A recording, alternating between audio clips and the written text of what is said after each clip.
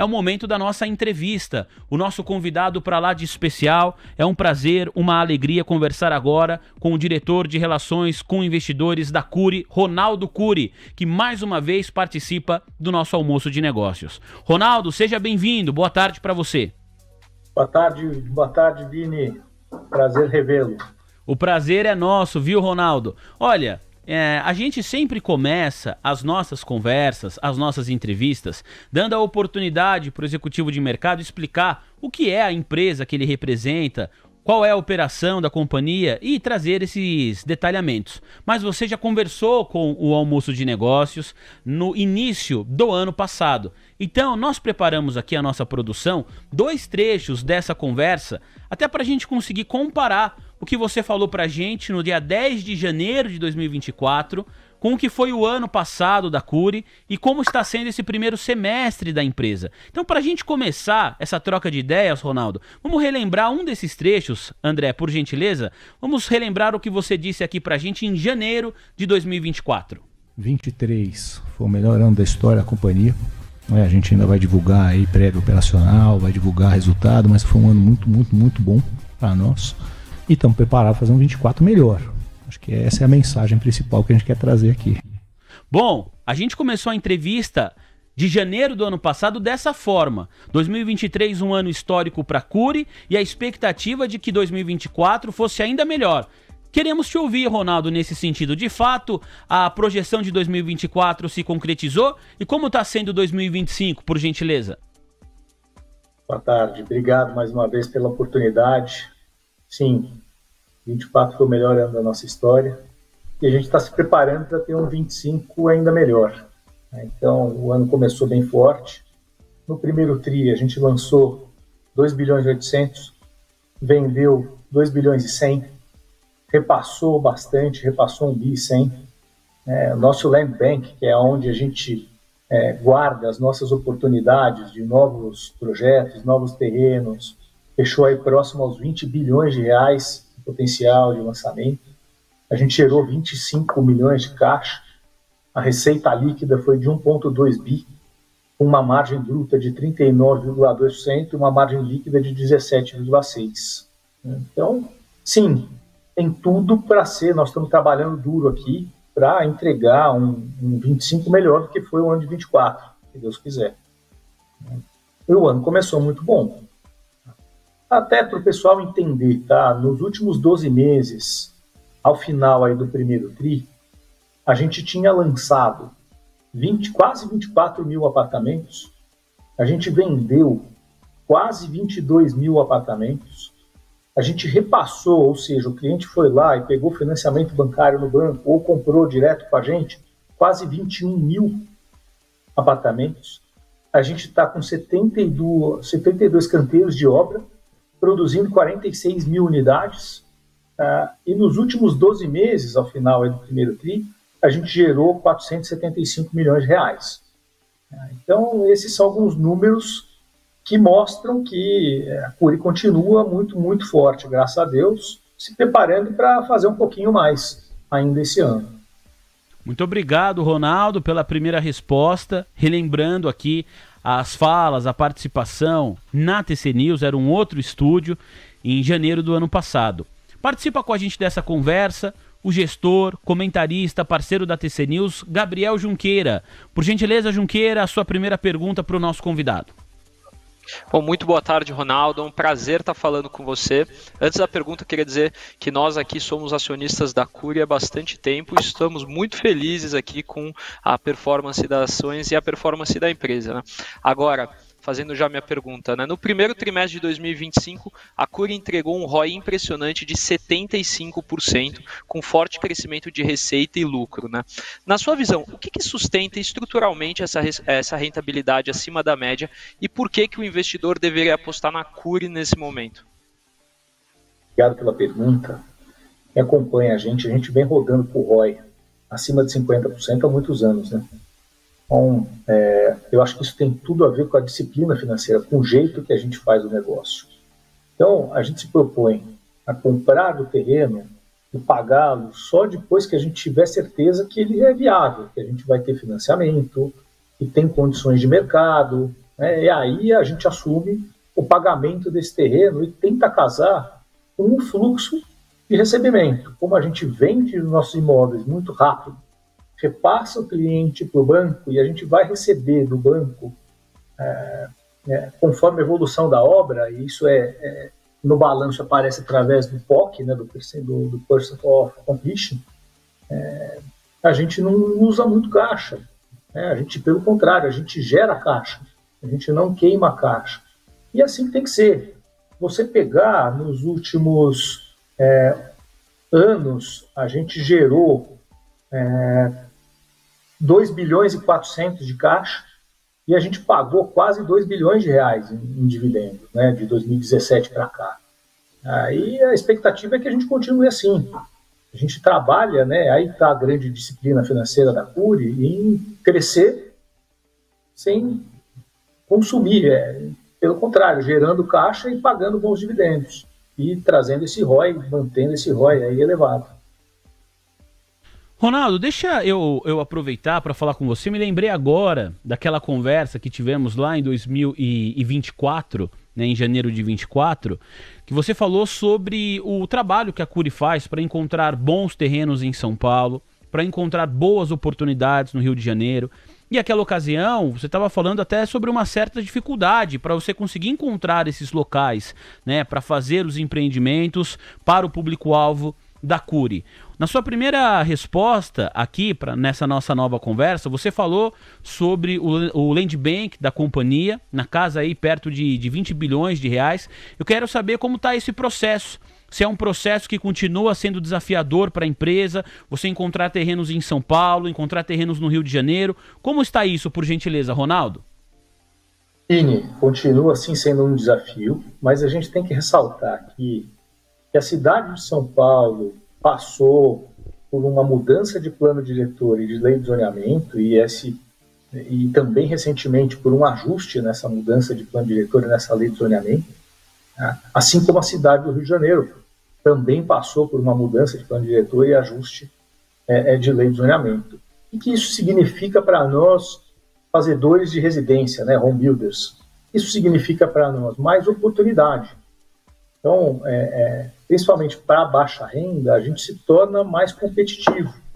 A prefeitura, ela dá potencial construtivo para as empresas que vão fazer empreendimentos para baixa renda. E a gente consegue disputar, então, de igual para igual, com aquelas empresas que vão fazer empreendimentos para média e alta renda, nas áreas aí mais próximas, as áreas que têm mais infraestrutura, que têm mais transporte, trazendo habitação popular ou habitação de mercado popular, de interesse social, para áreas mais nobres da cidade.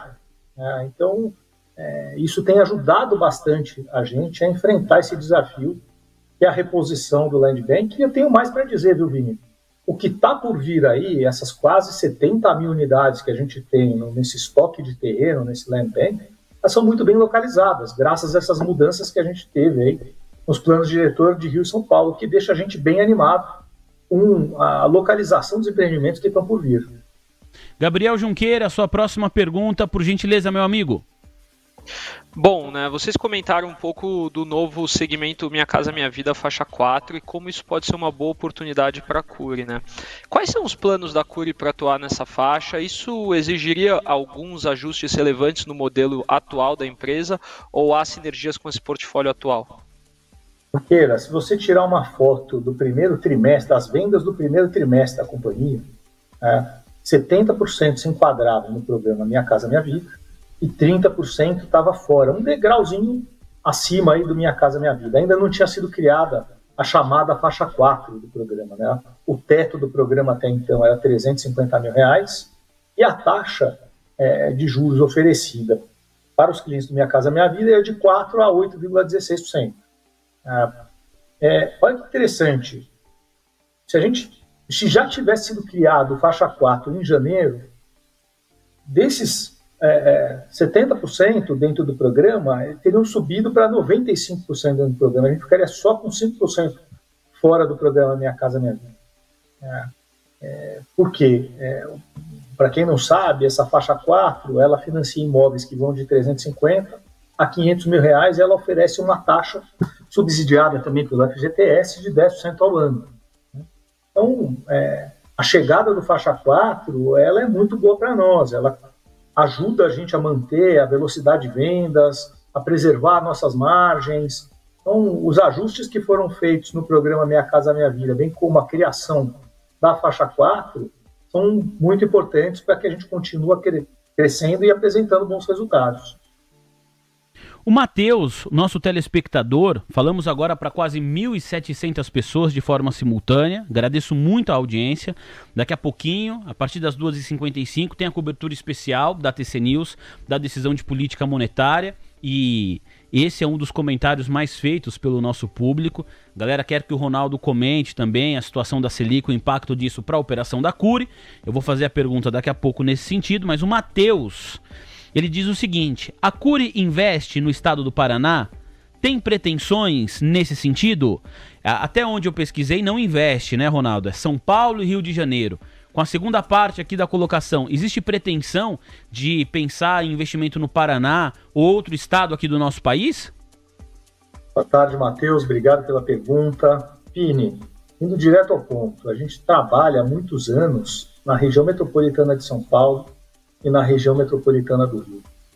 Só nessas duas regiões metropolitanas, a gente está falando de aproximadamente 35 milhões de pessoas.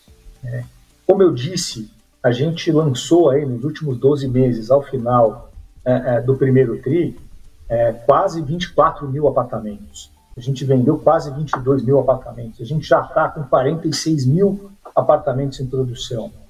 E isso para nós basta. A gente entende que para controlar e ter excelência, né, na compra dos terrenos, garantir uma venda boa, vender bastante no lançamento, com uma força de venda urgente, repassando esses clientes para o banco rápido, controlando as obras que tem que ter a qualidade, o custo, o prazo, enfim, não daria para a gente assumir outras praças no momento. Então a resposta é só São Paulo e Rio, por enquanto, e devemos ficar por aqui.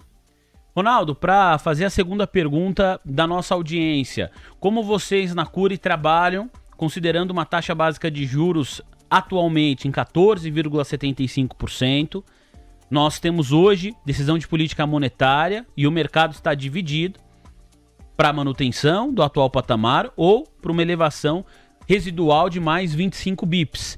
O quanto isso impacta o modelo de negócio da companhia, Ronaldo? E assim, para a empresa, obviamente é melhor uma taxa de juros mais baixa, né? A gente acessa o mercado de capitais, acessa a dívida, ter um custo mais baixo dessa dívida é muito melhor, né? Mas é importante também lembrar que a baixa renda ela é descolada da Selic. Então, quando a Selic caiu para 2% lá na gestão passada, no meio da pandemia, as taxas que eram oferecidas para os nossos clientes, né, que iam pegar seus financiamentos imobiliários, elas estavam entre 4% e 8%. Porque elas são subsidiadas pelo FGTS. Então, quando a Selic agora está aí 14%, discutindo se vai subir ou não vai subir, elas continuam sendo subsidiadas pelo FGTS e continuam no mesmo patamar.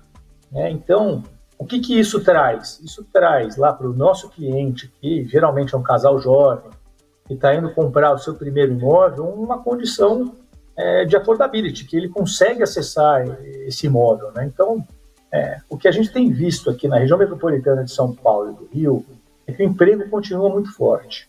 A inflação está razoavelmente controlada, e tem essa possibilidade de financiamento para o nosso cliente de uma forma estável. A parcela do imóvel vai competir com o preço do aluguel nessas duas grandes cidades, entendeu? Então, isso acaba não mudando tanto. Mas, óbvio, que um ambiente de juros menor é mais saudável, tem mais emprego, enfim, para a economia e para a nossa empresa também, melhor quando tem uma taxa de juros menor. Junqueira, 2h51, temos tempo para mais uma pergunta, por gentileza. A última pergunta é sua, Junqueira. Bom, Ronaldo, o segmento de baixa renda ele vem mostrando muita resiliência, com diversas empresas também apresentando bons números além da Cury, né? O que diferencia a Cury dos players como MRV, Tenda e Plano Direcional? O que você acredita que vai continuar mantendo a Cury como sendo o destaque nesse meio dessas empresas? Olha, primeiro é a atuação geográfica, né? A gente escolheu trabalhar só, como eu disse, nas 2 regiões metropolitanas, que é São Paulo e Rio. E a gente busca fazer os nossos processos com muita excelência, com muita disciplina financeira. Então, aquele modelo onde a gente compra os nossos terrenos, né? Colocando o mínimo de dinheiro possível antes da gente ter a certeza de que o empreendimento vai acontecer, né? Condicionando o pagamento desses terrenos, as aprovações, as condições boas de mercado, e a gente divide esses pagamentos para casar ali com as receitas, né? A gente tem uma equipe de vendas própria. Há muitos anos a gente verticalizou a equipe de vendas e hoje é a maior imobiliária econômica de São Paulo, com mais de 1.500 corretores, também a maior imobiliária do Rio de Janeiro, do segmento popular, com mais de 1.500 corretores também no Rio de Janeiro, garante, aí, com bons produtos, em boas localizações, tem garantido uma força de vendas muito boa, né? Aqui também a gente tem esse know-how, essa excelência para fazer o repasse do cliente acontecer muito rápido, né? E garantindo aí também um bom controle nas nossas obras, cumprindo preço, prazo e qualidade, a gente tem entregado bons resultados. Acho que o segredo aqui é crescer fazendo mais do mesmo, né? É aí que a gente está. A gente vem se preparando ano a ano para crescer um pouquinho, mantendo essa mesma disciplina, crescer entregando boas margens, gerando caixa e pagando dividendo. Ronaldo, isso que nos diferencia, né, Junqueira? Ronaldo, quero agradecer muito a participação. Agradeço também aqui a Renata, que foi a assessora que fez o meio-campo para a gente tirar essa conversa do papel. Então, meu muito obrigado a todo o time da assessoria de imprensa da Cury. E os microfones da TC News, Ronaldo, seguem à disposição. Hoje a gente encerra 5 minutinhos mais cedo, porque temos também a decisão de política monetária lá nos Estados Unidos, que acontece às 3 horas da tarde. Parabéns pelo trabalho, boa sorte nesse segundo semestre do ano e até uma próxima oportunidade. Vini, muito obrigado mais uma vez, obrigado a toda a audiência aí da TC. E você viu, né? Consistência. Falei que o ano passado ia ser o melhor ano. O retrasado tinha sido o melhor ano, que o ano passado poderia ser melhor. Estou aqui esse ano, vou falar que o ano passado foi o melhor ano e que esse ano pode ser o melhor. Aí você volta em 2026 para a gente renovar a nossa conversa aqui. Obrigado, viu, Ronaldo? Valeu. Obrigado, Junqueira. Boa tarde. Me despeço agora do nosso Gabriel Junqueira, comentarista do Almoço de Negócios, gestor da Santa Fé Investimentos. Valeu, Junqueira. Mais uma entrevista sensacional aqui para o nosso público, para a nossa audiência. Até sexta, bom feriado. Bom, Vini, eu que agradeço. Até sexta. Bom feriado a todos, para você, para a Sandra e para todo mundo que está aqui conosco na audiência. Um grande abraço.